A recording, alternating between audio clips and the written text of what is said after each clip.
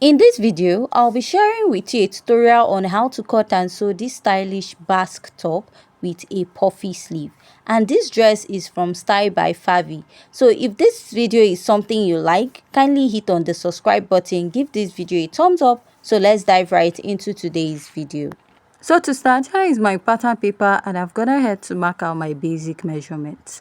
So what I marked is my shoulder to bust, shoulder to under bust, shoulder to waistline, and 4 inches to 5 inches for your basque. So you know the basque is deep, so for me I used 5 inches for my basque length. So you can also use 6 inches, but I feel it's going to be too long.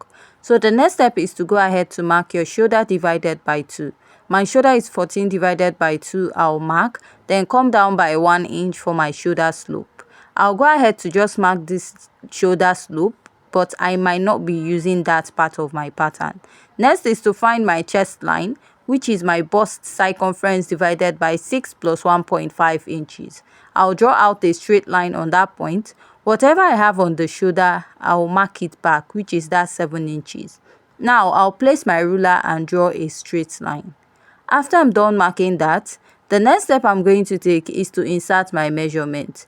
Looking at this pattern, there's no bust dart and there's no dart. So even if you use a bust dart, you're still going to blend it out. So my bust is 33 divided by 4. I have 8.3. I marked and added 1.5 inches for my sewing allowance.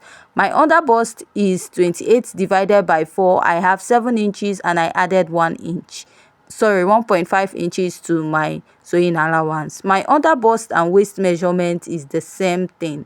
So I'm going to connect from the bust down to the under bust and to the waistline of my pattern. After I'm done marking that, I'm going to come down by 1 inch after my waistline because I don't want my top to be hanging. So I'll come in by 1.5 inches on this point and I'll go ahead to connect. While connecting, you will notice I stopped where my sewing allowance is. This is so that the waistline of the front and the back is going to match. After I'm done marking this, I'm going to go ahead to use my marker to outline the rest of my pattern. After I'm done outlining this part of my pattern, the next step I'm going to take is to go ahead to work on the upper part. So I'll go ahead to mark 1.5 inches. That is where I want the blouse to start. So if you are busty, you can use 2 inches on this side. So I'll just go ahead, come up by ½ inch a bit, and I'll blend this out. So this is what I have towards the armhole area, and you notice there's a small sweetheart neckline. So I'll just curve a little and then I'll blend this out. After I'm done blending this out, this is what I have on my pattern. So the next step now is to go ahead to cut out this pattern. So this pattern is very easy to cut out, and what I'm going to do is to go ahead to cut out the rest of my pattern. And after I'm done cutting this out, I'll be using my front pattern to cut out the back pattern of this dress. Now this is the back pattern and I've gone ahead to mark out my zipper allowance. My zipper allowance is just 1.5 inches. Now I'll place my pattern and I'm going to lift this up so that it will match that 1 inch I came down from after my waistline. So after this, what I'm going to do is to go ahead to cut it out and also go ahead to trace out the side and the upper part of my other pattern. So at this point, if you haven't yet subscribed to my YouTube channel, kindly hit on the subscribe button. So when I get to this point, I'll fold here up, but make sure that your chest line area for the side of the front pattern is meeting at the sides of the back pattern. Then fold up that 1.5 inches and cut out. So after cutting out, this is what I have. So I'll take out 0.5 inches this way. This is to avoid the back from popping up.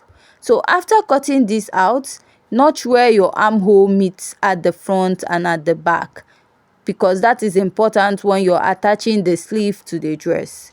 So after I'm done marking that, I'll be getting rid of the bulginess at the front, at the back part of the dress, sorry. So to do that, you're going to come in by ½ inch from the waistline. So I'll just mark, and from there I'm going to extend this all the way up. So now you can go ahead to replace this by the side of your pattern, probably when you're cutting out your fabric. The only reason why you take out a budge is because the back of the dress is flat, and to avoid reducing your sewing allowance by the side, go ahead to replace it. So after I'm done doing this, I'll go ahead to cut out the sleeve. So for this sleeve, we are using a freehand method for this sleeve. So now, depending on how big your hand is, for me, I'm using 10 inches on fold. And also note, we have like a little ruffle at the top of your pattern. So you want to also include that. So I'm using about 3 inches to 3.5 for that side of the pattern. So I'll go ahead and mark that, and after I'm done marking that, I'm going to go ahead to rule out a straight line at that point. After marking that out, you're going to get the full length of your sleeve. So remember that this sleeve is quite long and it covers your wrists and also the finger area. So you want to go ahead to mark something that is very long, and you'll be adding an elastic which might also shrink it. So I'm just using about 24 inches from after that 3 inches. So now what I'll do is to mark the measurements for my sleeve. So I'm using 10 inches on fold, making it 20 if you open it up. So if you have a very big arm or bicep area, you should at least use 15 inches on fold to make sure that your sleeve looks puffy and big. So after this, I'm going to go ahead to start connecting my sleeve. So just like I said, this is a freehand sleeve, and I'm also going to make use of this front pattern to serve as a guide when I'm marking this also. So I'll just go ahead and reconnect it this way. So why I'm leaving that part on top a little blockish, because you're going to fold and you're going to have a ruffle on your sleeve, remember. So I'll just place this and mark, right? So probably the rest of the other side will be the fold, while the other small part will be for the armhole, going towards the armhole.